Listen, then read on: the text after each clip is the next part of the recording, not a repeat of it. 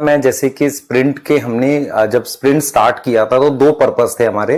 पहला पर्पस ये था कि हम आपको कम समय में चीजें रिवाइज करें। दूसरा पर्पस ये था कि हम आपको बेटा एग्जाम से पहले आपका जो डर बनता जा रहा है उसको खत्म करें। तो मैं आपसे जो भी बच्चे बेटा अब एग्जाम के बहुत पास आ गए हैं और एग्जाम उनको दिख रहा है कि अब आ चुका है, तो पहली बात हमेशा याद रखो, 100% परफेक्शन के साथ कभी कोई सिलेबस फिनिश नहीं होता। तो आप जिस भी सिचुएशन में हैं, अगर आपने कोई चैप्टर बिल्कुल नहीं पढ़ा हुआ है तो रिवाइज करने की कोशिश करो उसे कैसे भी, लेकिन अब अपना ज्यादा से ज्यादा समय रिवीजन पे बिताओ। रिवीजन पे बिताने का मतलब क्या है, अपनी कमियां पहचानो कि कौन से चैप्टर्स हैं जिनका डाटा भी आपको याद नहीं है, उसे याद करो। अपने दिन को दो पार्ट में डिवाइड करो।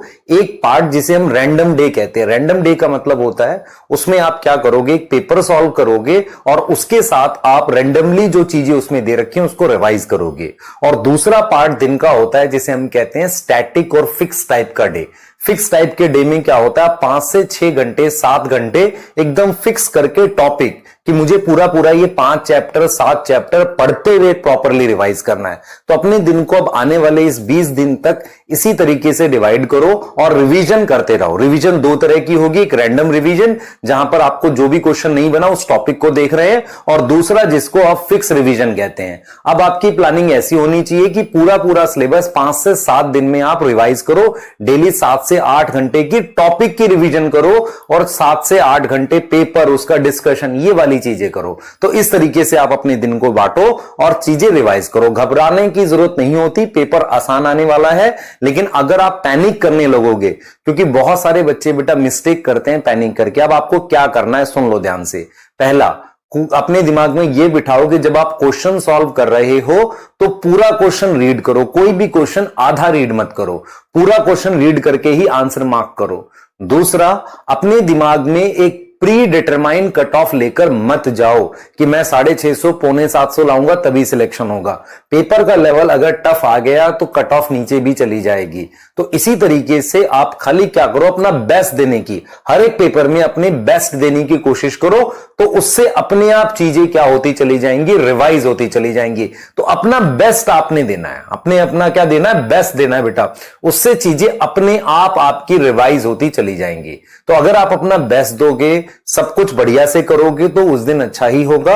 और फिर दूसरी चीज क्या है, आप गलती कैसे करोगे, जल्दी जल्दी क्वेश्चन रीड कर लोगे, या बायो को कोशिश करोगे कि मैं 15-20 मिनट में पूरे 90 क्वेश्चन कर दूं। तो बायो में बेटा 25 मिनट तो दो लगभग, ठीक है, 20 से 25 मिनट 30 मिनट तक दो बायो को, 90 क्वेश्चंस को।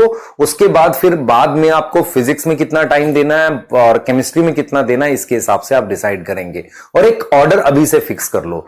कुछ बच्चे क्या करते हैं, बहुत स्ट्रिक्ट हो जाते हैं कि नहीं यार मैं फिजिक्स ही पहले करूंगा या बायो ही पहले करूंगा। जो आप रेगुलरली करते आ रहे हो, अगर आपकी फिजिक्स बहुत ज्यादा स्ट्रांग है तो आप कम समय में उसको मतलब इवन 45 मिनट्स में पूरी कर लोगे, तो आपके पास बहुत टाइम बच जाएगा। अगर आपको लगता है कि नहीं पहले मुझे बायो करके कॉन्फिडेंस ले लेना है, तो बायो करके अपना पूरा कॉन्फिडेंस ले आओ कि पेपर में सिलेक्शन हो जाएगा।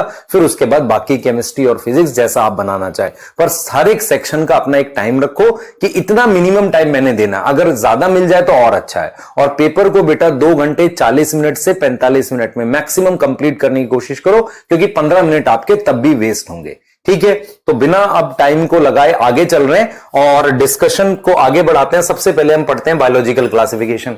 Biological classification